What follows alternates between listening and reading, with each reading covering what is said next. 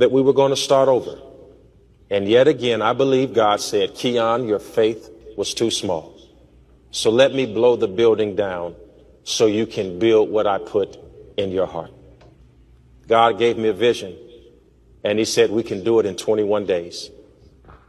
I'm asking 2,100 people to give $2,100 in the next 21 days. I'd ask 2,100 people to give $2,100. And the newspaper did the math, and they said Pastor Henderson asked his 20,000 members for $4.4 million. Let me even make sure that that's what it equals, because I hadn't even done the math yet. Yeah, it's 4.4. I hadn't done the math. It was what God had given me. What I forgot to do, that I'm going to do right now, is remind myself that everybody doesn't have $2,100. And the Lord convicted me on that. And I went back and I prayed about it. And I want to apologize for not offering an opportunity for people who don't have it like that. Everybody doesn't have $2,100. The Lord said, but somebody has $21. And if you go back and read the article, they'll tell you that the building was $20 million. So what does $4 million do when you have a $20 million problem?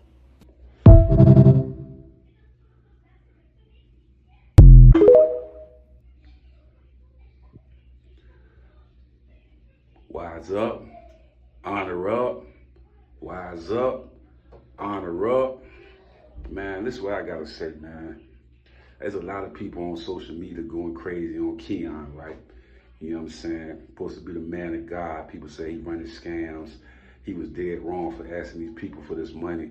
Then he come back and apologize and say if they got $21, you know what I mean, put to the process of him, you know what I mean, building his sanctuary, you know what I mean, bringing the people in and stuff like that. When I came, like I said, I ain't no perfect person in any form of the stretch, you know what I'm saying? But every time I seen him around, you know what I mean, when I go to Kingdom and stuff like that, you know what I mean, it's, you know, me trying to build and change my life, you know what I mean, stuff like that. But we ain't all the way there yet. But when I do come account with this guy, you know what I'm saying, I always feel like he be on point with all his messages. There's a lot of power and energy in the room when he around and things of that nature. And I feel like he inspired people to change and become better men, better women, have better relationships and things of that nature. People were saying he a false prophet and coming with all the antics and stuff like that. Like I said before, myself, I'm changing each and every day, becoming a better person each and every day. But I never seen him do no wrong. He always come with powerful messages. He always heal and help people and stuff of that nature. So when I see the internet trying to attack homes, I look at that and just be like, you know what I mean? How y'all celebrate people that bring nothing but darkness into this world, but yet a man that's trying to heal the community, help the youth, help people that's coming out of jail and had crimes and things of that nature, and they trying to change their life around. I see him speak words into people's life and make them change, me included. You know what I mean? Change it each and every day. It ain't gonna happen overnight, but change it each and every day. So when I see the people coming out attacking him and saying all these things, scamming and this and that, I understood where he come from. Because he felt like, I see people connecting from social media, but when they in his presence, it's a different element and a different essence. Because the man is powerful. I don't care what nobody say. That man is powerful. He got a great word, great messages, you know what I mean? And it's always on point. And it's like that thing when you're going through something in life, right? And then he connects out of nowhere. And it's like he in your energy, in your mind, in your thought process.